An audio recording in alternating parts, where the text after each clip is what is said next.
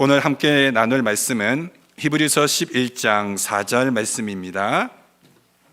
우리 한 절인데 히브리서 11장 4절 말씀 다 같이 말씀 보시겠습니다. 제가 말씀 봉독합니다. 믿음으로 아벨은 가인보다 더 나은 제사를 하나님께 드림으로 의로운 자라 하시는 증거를 얻었으니 하나님이 그 예물에 대하여 증언하심이라. 그가 죽었으나 그 믿음으로써 지금도 말하느니라. 아멘. 자, 아벨의 믿음이라는 제목으로 하나님 말씀 증거합니다. 지난주에 우리가 히브리서 11장 1절과 2절을 통하여서 믿음이라는 무엇인가, 믿음이라는 것은 바라는 것들의 실체고 보이지 않는 것들의 증거다라고 믿음에 대한 정의를 설명드렸습니다. 이제 오늘부터 시작하여서는 그렇게 살았던 그런 믿음의 영웅들에 대해서 한 분 한 분에 대해서 이제 말씀을 나누려고 합니다. 우리가 오늘 이 아벨은 인류의 네 번째 인간이죠. 아담, 하와, 가인, 그리고 아벨. 그러나 믿음의 인물로 설명할 때는 히브리서 기자가 첫 번째 인물로 설명을 합니다. 아담을 제치고 믿음의 영웅의 첫 번째 목록으로 이 아벨을 올렸다라는 것은 그 아벨이 가지는 그 중요성 때문에 그렇습니다. 아벨은 믿음으로 의롭다 하심을 받은 첫 번째 증거를 받은 사람입니다. 뿐만 아니라 아벨은 죽었지만 여전히 우리에게 믿음이라는 무엇인가, 믿음이란 바로 이런 것입니다 라고 우리에게 여전히 말을 하고 있는 첫 번째 사람입니다. 여러분, 믿음을 가지고 있다고 해서 우리가 이 땅을 살아갈 때 모든 삶을 우리가 승리로 결과를 이루어 가지는 않습니다. 믿음이 있지만 고난을 받을 수 있고 심지어 죽을 수도 있다라는 것을 알려주는 첫 번째 인물이 바로 아벨입니다. 왜 이 부분이 중요한가 하면 아벨을 통하여서 결국 성경이 보여주고 싶은 인물이 누구냐 하면 예수님이기 때문에 그렇습니다. 이 세상에서 아무 죄가 없었지만 고난을 당하고 죽임을 당한 그 예표적인 인물이 누굽니까? 바로 예수님입니다. 그래서 이 아벨은 바로 예수를 상징으로 모형으로 보여주는 인물이기 때문에 우리에게 중요합니다. 이 말씀을 통하여서 한 구절이지만 이 말씀을 통하여 세 가지 주제로 말씀을 전하려고 합니다. 첫째로 믿음으로 아벨은 가인보다 더 나은 제사를 하나님께 드렸습니다. 두 번째로 믿음으로 의로운 자라 하는 증거를 하나님께로 받았습니다. 마지막으로 믿음으로 아벨은 죽었지만 여전히 말을 하고 있는 사람입니다.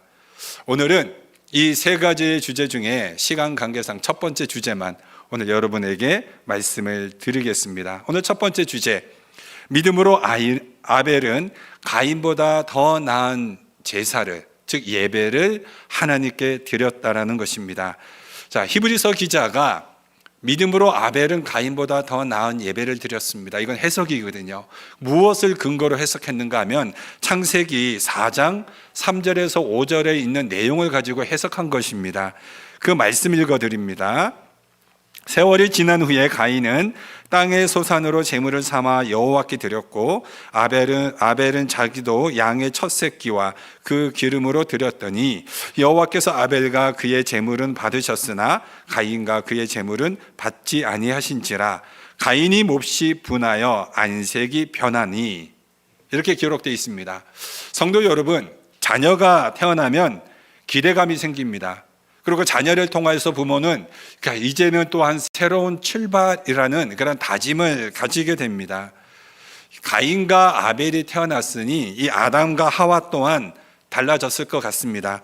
모든 부모가 그렇듯이 아담과 하와 또한 이 두 자녀가 잘 되기를 바랬을 것입니다.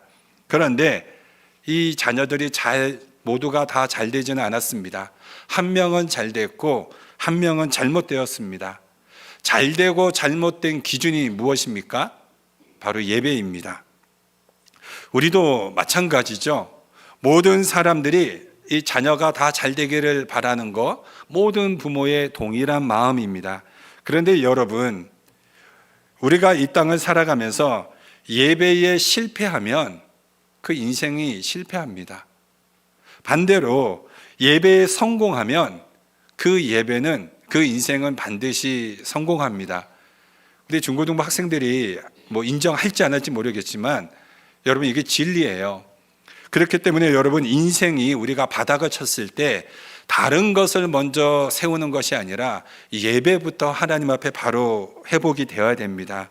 예배부터 세워지는 인생이 진정으로 성공한 인생으로 살아갈 수 있습니다. 사람들이 하나님과 관계가 멀어지면 제일 먼저 나타나는 현상이 예배와 멀어집니다. 예배가 무너지는 거죠. 왜 하나님은 가인의 예배는 안 받으시고 아벨의 예배를 받으셨는가? 그것은 아벨이 가인보다 더 나은 제사를 드렸는데 핵심은 무엇인가 하면 하나님께서 가인의 예배는 안 받으시고 아벨의 예배만 받으셨다라는 겁니다. 그러니까 하나님의 기준에, 하나님의 마음에 합당한 예배를 드린 사람은 아벨 한 명밖에 없었다라는 거죠. 그렇다면 우리는 또 이렇게 생각할 수 있습니다. 어떻게 하나님이 가인의 예배는 안 받으시고 아벨의 예배를 받으셨는가? 그것을 확인할 수 있는 방법이 무엇이었는가? 그러니까 아벨과 가인은 어떻게 내 예배를 받으시고 나의 예배를 받지 않으셨는가? 그것을 어떻게 알았을까? 그것은 여러분, 성경을 보시면 레위기 9장 4절에 이렇게 기록되어 있습니다. 불이 여호와 앞에서 나와 제단 위에 번제물과 기름을 사른지라 온 백성이 이를 보고 소리 지르며 엎드렸더라. 하나님 앞에 이스라엘 백성들이 제사를 드렸을 때 불이 어디에서부터 납니까? 하나님으로부터, 위에서부터 그 제단 위에 불이 내려옴을 통하여서 이 예배를 받으심을 확인하게 되죠. 또 솔로몬이 성전을 건축하고 완공되어진 다음에 하나님 앞에 번제를 드렸을 때 또 하늘에서 불이 내려와서 그 제단을 불태우고, 또 엘리야가 850대 그 아세라와 또 바알의 선지자 850대 1로 싸울 때 제단에서 불이 어떻게 내려옵니까? 하늘에서 불이 내려와서 그 제단을 태움으로 그것을 하나님이 그 예배를 받으심을 보여줍니다. 그렇기 때문에 가인과 아벨의 제사를 받으셨다라는 것은 하늘에서 불이 내려와서 아벨의 제물만 태웠다라는 거죠. 그것을 통해서 하나님이 아벨의 제사를 받으신 것입니다. 그렇다면 아까 말씀드린 것처럼 믿음으로 아벨은 가인보다 더 나은 제사를 드렸다, 이렇게 기록하고 있는 것은 이게 히브리서 성경 기자의 해석인데, 무엇을 가지고 그렇다면 이렇게 해석했는가? 이 성경에 있는 창세기 4장 3절에서 5절의 내용을 보면은 그 제물을 드리는 방식밖에는 없다라는 겁니다. 그러면 제물을 드리는 방식을 가만히 관찰해 보면 아벨의 제물에는 성경 기자가 뭐라고 기록했냐면, 모세가 양의 첫 새끼를 드렸다, 그리고 기름을 드렸다. 지금 모세가 그렇게 기록했다라는 것입니다. 그런데 가인에게는 그것이 없는 거죠. 여러분, 지금 창세기, 출애굽기, 레위기, 민수기, 신명기 다 모세가 썼습니다. 누가 대상이냐면 출애굽한 이스라엘 백성들입니다. 그런데 그들의 이 말씀, 출애굽기와 레위기를 보면 첫 것은 하나님의 것이라고 기록되어 있습니다. 그러니까 첫 것은 하나님의 것인데 그 의미가 무엇이냐면 유일성입니다.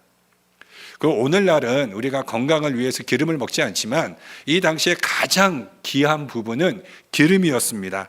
그래서 기름을 하나님께 바쳤다. 기름 또한, 첫 것과 기름은 여호와의 것이라고 성경에 분명하게 기록되어 있는데, 첫 것이 유일성이라면 기름은 최고의 것입니다. 그러니까는 유일성과 최고의 것을 바로 하나님의 것이기 때문에 하나님께 드렸다라는 거죠. 그러니까 아벨이 드린 제물을 보면 하나님이 내 것이라고 한 첫 것, 이 유일성과 함께 가장 최고의 것을 하나님께 바쳤다라는 것입니다. 그러나 이에 비하여 가인은 제물을 드릴 때, 농사로 지었을 때 첫 번째 추수한 곡식을 가지고 하나님께 드려야 되는데, 가인의 이 드려진 제물에는 첫 곡식이라는 것이 없다라는 거죠. 그냥 신경 쓰지 않고 대충 곡식을 추수하여서 하나님께 드렸다는 것입니다. 이 차이를 통해서 볼 때 원리를 생각할 수 있죠. 가인은 예배를 드리는 것 자체가 하나님께 가장 좋은 것을 드리고자 하는 예배의 자세와 그 태도를 가지지 않았다라는 겁니다. 이 좋은 자세와 태도는 누가 가졌는가? 아벨이 가졌다라는 거죠. 여러분, 제사의 핵심은 드림이 있습니다. 제사에는 그렇기 때문에 그 드림을 표현하기 위해서는 꼭 제물이 있어야 합니다. 레위기에서는 이 제물을 희생 제물이라고 표현합니다. 희생의 제물이 있어야 하고 그 희생의 제물에 드리는 자의 뭐가 반드시 있어야 되냐면 그 마음 중심, 마음가짐이 그 제물에 반드시 들어가 있어야 됩니다. 그렇기에 여러분, 믿음으로 드린다라는 것은 우리가 온 마음을 다해서 그 마음을 담아서 드린다. 이게 드리는 예배입니다.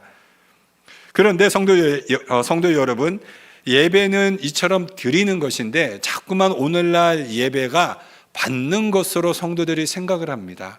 그러니까 무엇을 받는 것으로 생각하냐면 오늘 찬양이 은혜로 왔어, 뭐가 은혜로 왔어.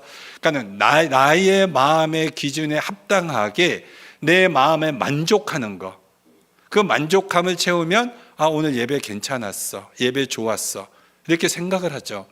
그러니까 무엇을 지금 말을 하느냐면 오늘날 예배는 하나님 앞에 드리는 것인데 자꾸만 이 예배를 청중 중심으로 자꾸만 받는 것으로 생각을 하고 있다는 것입니다.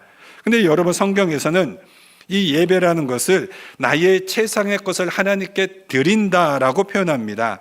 드린다라는 이 히브리어 뜻이 무슨 뜻이냐면 주의 깊게 살펴보았다라는 뜻입니다. 그러니까 우리가 오늘 이 예배를 하나님께 드리고 있습니다. 그러면 여호와께서 우리가 드리는 이 예배를 주의 깊게 살펴보시는 겁니다. 살펴보시고 하나님의 마음에 합당하면 그 예배를 받으시는 거죠. 그 받으심의 결과가 뭡니까? 우리의 마음에 하나님의 은혜를 부어주시는 겁니다.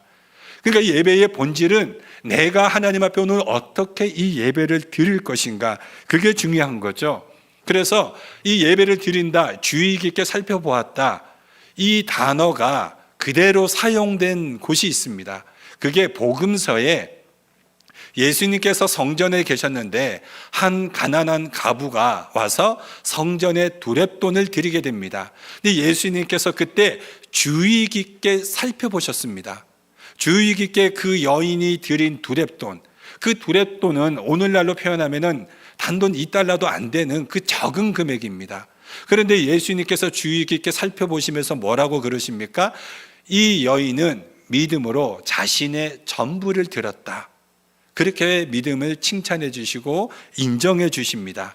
그 여인이 드린 제물과 그 여인이 드린 마음의 동일성을 본 것이죠. 이처럼 여러분, 아벨과 그의 제물은 동격입니다. 그 제물을 통하여서 하나님은 아벨의 믿음을 보신 거죠. 그런데 우리는 자꾸만 이렇게 내가 뭔가 받으려고 한다, 내가 뭔가 인정을 하려고 하고 내가 청중 중심으로 흘러가는 그 예배는 하나님이 기뻐하지 않는 예배입니다. 하나님이 가인과 그의 제물은 쳐다보지도 않았습니다. 왜요? 믿음으로 그 예배가 입증되어야 되는데 자기 마음대로, 자기 멋대로, 자기 중심대로, 자기 기준을 가지고 예배를 드렸거든요. 오늘날도 여러분, 자기 마음대로 자기 기준을 가지고 예배를 드리면 그것을 우리는 인본주의라고 합니다. 오늘날 예배가 하나님 중심이 아니라 청중 중심으로 흘러가고 있죠. 예배는 길면 안 된다, 설교는 짧아야 된다, 성도들 마음에 합당한 예배를 드려야 된다. 그래서 성도들이 좋아하는 찬양, 성도들이 좋아하는 설교, 그리고 오늘날 열린 예배라고 해서, 열린 예배면 닫힌 예배가 어디 있습니까? 근데 열린 예배라고 하고 성도들이 좋아하는 설교, 그 듣기 싫어하는 설교는 뭡니까? 헌금 설교, 이런 설교도 듣기 싫어하니까 하지 않고, 그래서 성도들이 좋아하는 그런 기분 좋아하는 예배와 설교를 마친다면 그 예배의 중심이 하나님입니까? 아니면 성도입니까? 그 사람 아닙니까? 그러면 사람들 모아놓고 사람들 기분 좋은 설교 드리고 하고 그런 예배를 드린다면 사람들은 기분 좋을지 몰라도 그 예배를 하나님께서 받으시겠습니까? 하나님이 인정하시겠습니까? 그렇지 않다라는 겁니다. 성도 여러분, 여호와께, 전능하신 하나님께 우리가 어떠한 모습이든 예배를 드리기만 하면 하나님이 무조건 그 예배를 기뻐하시며 받으십니까? 절대 그렇지 않습니다. 예배의 마음의 중심 태도를 통해서 그 예배를 받으시는 예배가 있고 받지 아니하시는 예배가 있다라는 것입니다. 그래서 아벨이 드린 예배는 겉과 속이 동일한 예배요, 가인의 예배는 겉만 번지를 한 위선자의 예배였다라는 것입니다. 그래서 하나님이 가인의 예배는 받지 않으시고 아벨의 예배를 받으신 겁니다. 우리가 이 시간에 예배를 드립니다. 우리가 이 시간에 예배를 드릴 때 오늘 뭐 심심하니까, 아니면 오늘 특별한 행사 있으니까, 아니면 그런 어떤 목적 가지고, 아니면 오늘 안 가면 뭔가 찝찝해서 이렇게 예배를 드리는 사람들하고, 이 예배를 위해서 토요일부터 준비하면서 주일날 아침에 일어나서 예배를 기대하고 사모하고 그렇게 해서 이 발걸음을 내디뎌서 이 예배를 드리는 사람하고 같은 시간 같은 장소에서 함께 이 예배를 드리지만 그 예배의 마음 중심과 태도가 하나님께서 똑같이 받으시겠습니까? 그렇지 않다라는 것입니다. 헌금도 마찬가지죠. 이 가난한 가부의 헌금을 통해서 우리가 예배의 그 동기, 자세, 태도, 이 모든 것들을 우리는 알 수 있습니다. 그렇다면 우리는 다시 한번 이렇게 생각해 볼 수 있습니다. 그렇다면 예배자의 자세의 차이로만 아벨이 가인보다 더 나은 이 예배를 드렸는가, 이 제사를 드렸는가, 우리가 여기서 한 걸음 더 깊이 한번 나아가 보기 원합니다. 지금 아벨의 내적인 자세, 이 내면의 깊은 마음 중심 태도는 분명하게 성경에서 기록되어 있습니다.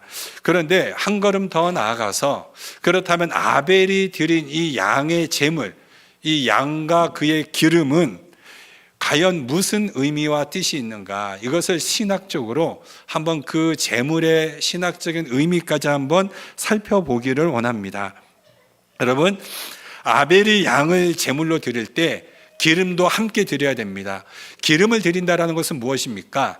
그 양을 잡아서 배를 갈라서 창자는 씻어내야 되고 각을 떠서 기름과 분리해서 하나님 앞에 온전히 태워드려야 됩니다. 그러니까 이렇게 드리려면 양을 잡아야 되는 거죠.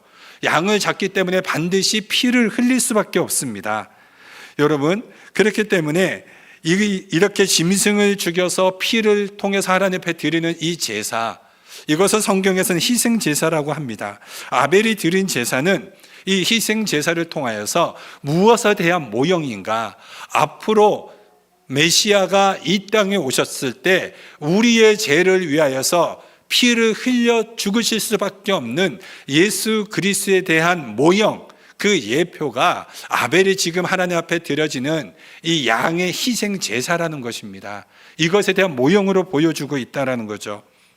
물론 모세의 제사법에는 곡식으로 드리는 이 제사도 있습니다.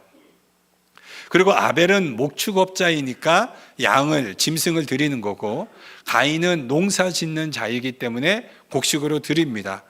그리고 성경에는 짐승으로 드릴 그런 경제적 형편이 안 되는 사람에게는 고운 가루, 이 밀을 한 에바는 오늘날로 22kg 정도 되는데 22kg 정도 되는 이 밀을 아주 고운 가루로 빻아서 또 하나님 앞에 바치라고 합니다.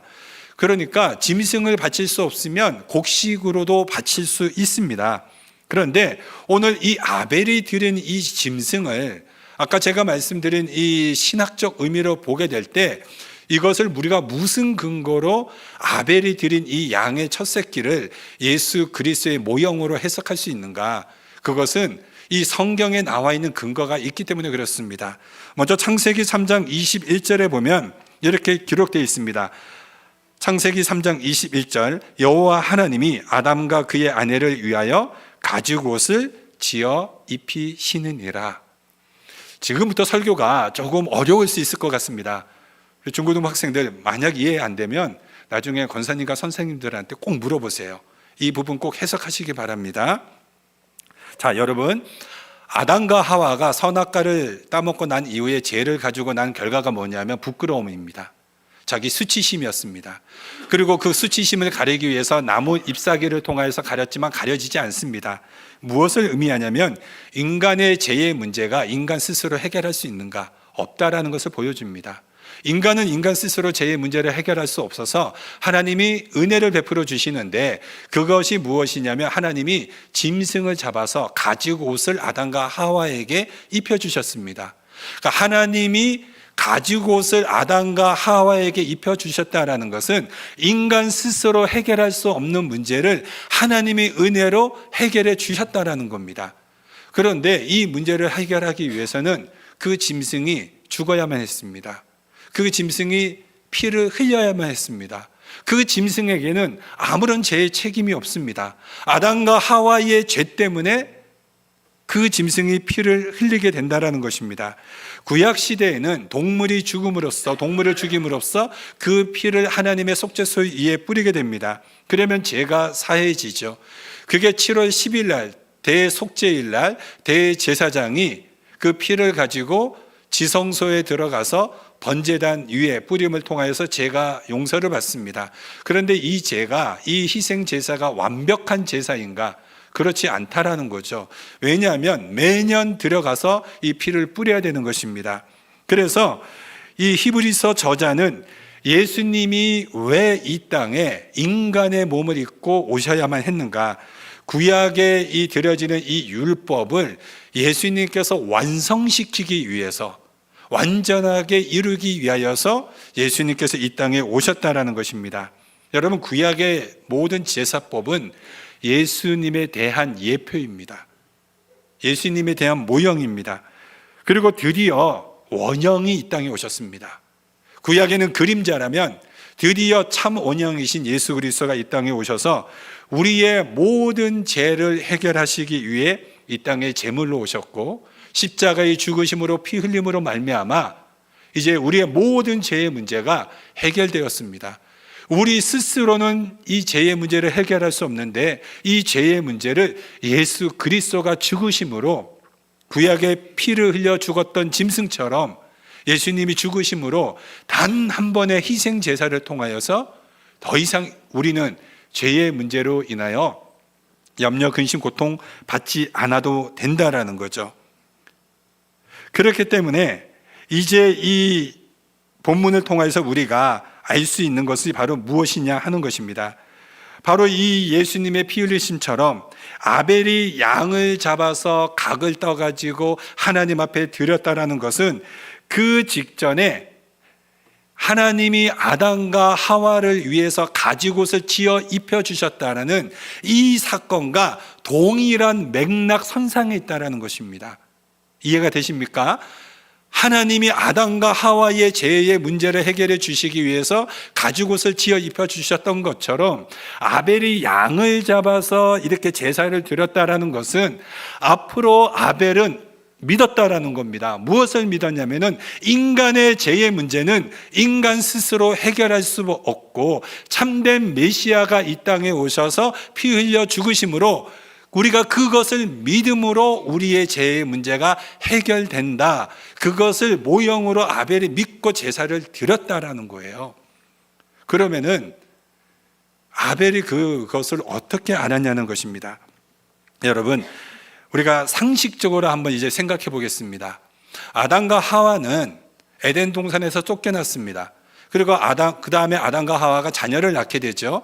가인과 아벨을 낳았습니다. 그리고 가인과 아벨이 하나님 앞에 동일하게 두 사람 다 예배를 드립니다. 제사를 드립니다.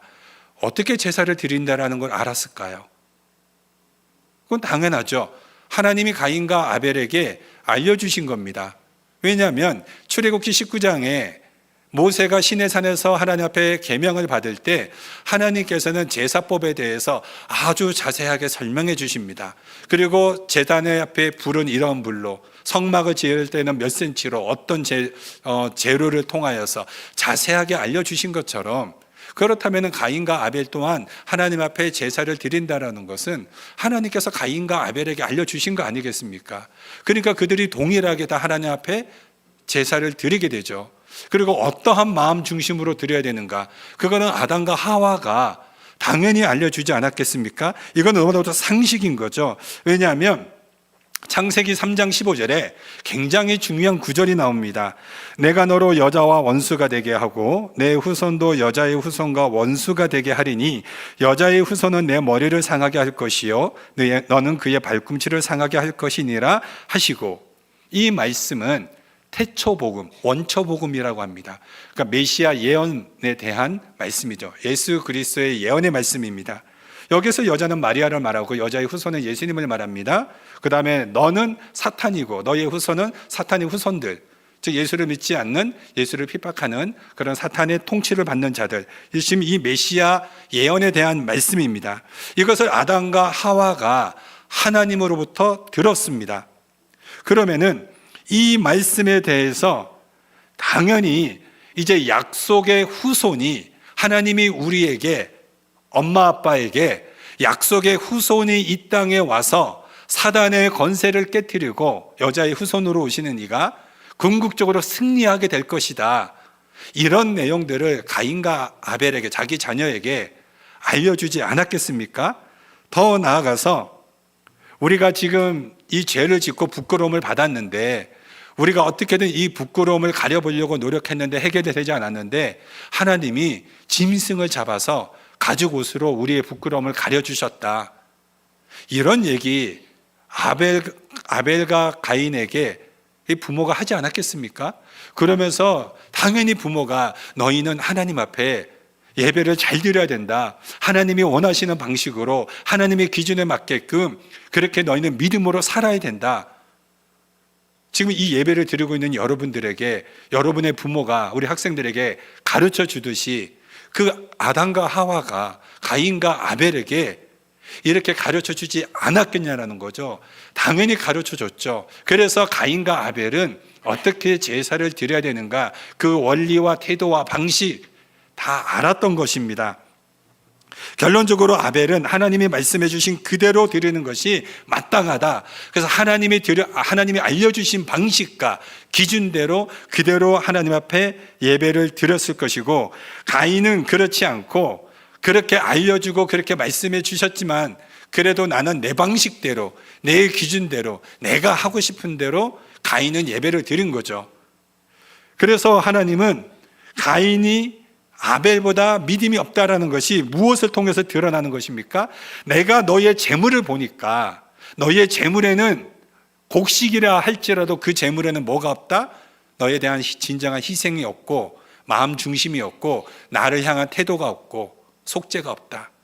그러나 하나님은 아벨을 통하여서 그 믿음을 평가하실 때 무엇을 보고 그 드린 그 재물을 보고, 그 아벨이 드린 믿음을 보면서 재물과 믿음이 동격화가 되고, 뿐만 아니라 그 드린 그 믿음이 아벨은 장차 오실 메시아를 약속으로 믿고 하나님 앞에 이 믿음으로 드렸을 때 하나님이 그 재물을 통하여서 아벨을 믿음으로 받으셨다라는 것입니다. 이게 지금 히브리서 기자가 이 아벨의 믿음의 제사를 통해서 우리에게 알려주는 것입니다. 이것이 성도 여러분 무엇이냐면, 믿음의 가장 중요한 본질이 무엇입니까? 여러분이 예수님을 믿는다고 했을 때 그 믿음의 본질이 무엇입니까? 예수를 믿는 것입니다. 예수를 믿고 구원을 받는 거죠. 믿음이란 예수 그리스도를 믿고 천국을 오늘날 현재화를 통하여서 내 삶에 하나님의 천국을 누리는 삶을 살아가는 것입니다. 이것을 믿습니까, 여러분? 선진들이 믿음으로 증거를 받았다고 합니다. 히브리서 11장 1절 2절 말씀에 믿음이 어떤 역할을 합니까? 예수 그리스도를 믿음으로 구원을 얻는 역할을 합니다. 그러니까 구원은 오직 하나밖에 없습니다. 예수 그리스도를 믿어야만 합니다. 히브리서 11장 3절에 성경이 하나님의 말씀이라는 것을 믿음으로써 성경의 모든 진리가 누구로부터 나왔는가? 하나님으로부터 나왔다. 이것을 지금 히브리서 기자가 말을 하고 있지 않습니까? 여러분이 성경을 하나님의 말씀으로 믿는다라는 것이 무엇입니까? 이 성경에 기록된 모든 내용들이 하나님으로부터 왔다라는 것을 내가 믿는 것입니다. 그게 믿음이죠. 그렇기 때문에 여러분, 믿음을 형식적으로 말하면 성경을 믿는 것이요, 믿음을 내용적으로 말하면 예수를 믿는 것입니다. 우리가 이것을 믿음이라고 말해요.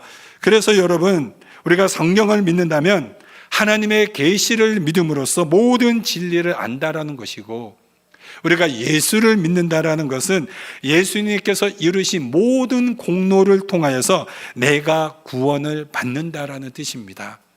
그래서 예수를 믿는다라는 것은 동일하게 성경이 하나님의 말씀이라는 것 또한 동일하게 믿는 거예요. 성경이 하나님의 말씀인 것을 믿지 못하면 예수를 믿지 못하고요, 예수를 믿으면 성경 또한 하나님의 말씀인 것을 믿습니다. 그래서 믿음의 가장 중요한 특징이 두 가지예요.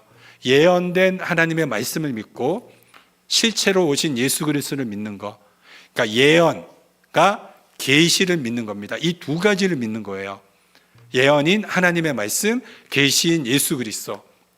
왜 이게 중요하냐면 우리는 지금 예수님을 믿고 구원받죠.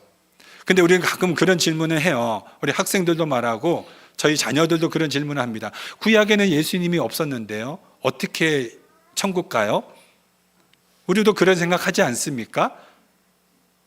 안 하시는군요, 표정을 보니. 여러분, 구약도 그 예수를 계시로 믿고 구원을 받는 거예요. 히브리서 11장에 기록된 이 인물들이 그 계시와 그 예언을 믿고 구원을 받았다. 이것을 지금 히브리서 기자가 이야기해 주는 겁니다. 그래서 히브리서 11장에 기록된 모든 믿음의 인물들이 구약을 통하여서 예수 그리스도 하나님이 하신 이 약속의 말씀, 예언과 계시로 보여준 그것을 믿음으로 구원을 받은 거죠. 창세기 3장 15절 무엇입니까? 하나님의 메시아 예언의 약속이죠. 그리고 가죽옷을 지어 입혀주신 것, 희생을 통하여서 그게 눈으로 보여준 계시입니다. 약속과 계시를 아벨이 믿었다라는 겁니다. 그것을 아벨이 믿고 하나님 앞에 제물로 드려진 그 예배를 하나님께서 받으셨다라는 것입니다. 그리고 구약에 있는 모든 믿음의 선진들이 바로 이 하나님의 약속인 예언과 보여준 모형인 계시를 통하여서 동일한 믿음으로 우리가 지금 믿고 있는 그 예수 그리스도에 대한 약속과 계시를 믿음으로써 이들이 구원을 받았다. 그것을 지금 히브리서 기자가 알려주고 있는 것입니다. 그렇기 때문에 우리 사랑하는 벨벳하는 장로교회 성도 여러분, 그리고 우리 학생 여러분, 우리가 믿음이라는 것은 하나님의 말씀인 이 약속의 말씀인 성경을 믿고 또 실제로 우리에게 오신 예수 그리스도를 믿는 것이기 때문에 오늘날 이 시기에 진정한 믿음이란 무엇인가? 히브리서 11장의 이 성경 저자를 통하여서 오늘 이 시대에 우리가 믿음으로 살아가면서 나의 믿음을 다시 한번 점검하고 나의 믿음이 다른 세상의 것들을 혼합물로 섞어 놓은 것이 아니라 오직 순전하고 순수하게 나는 예수 그리스도를 오늘날 믿고 살아가고 있는가? 그 믿음의 감격과 믿음의 그 구원의 은혜를 우리 성도들이 누리며 살아가는 벨벳하는 장로교회 성도들 되시기를 주님의 이름으로 축원드립니다. 기도하겠습니다.